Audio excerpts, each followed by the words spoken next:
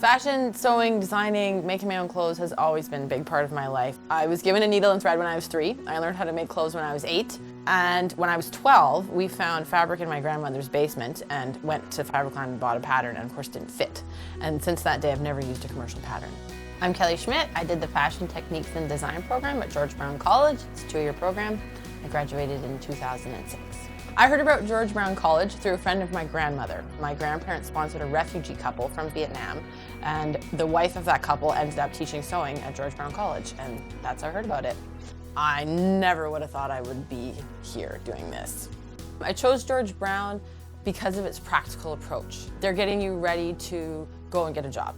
The focus of the program was what I wanted to learn, so that was wonderful, but my favorite class was definitely sewing. I just loved sewing, always sitting in the front row, asking all kinds of nerdy questions. I really enjoyed a lot of my teachers at George Brown. A couple of them really went the extra mile for me. I really feel that these teachers care about me as a person. My drafting teacher, Julie, has come to launches of my collections.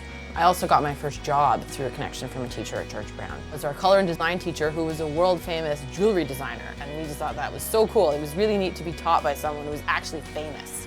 When I came out of George Brown, I was working for other designers, doing product development, so making patterns and sewing samples, helping designers to turn their garments into things that can be sewn on a mass production scale, and that's what George Brown gave me.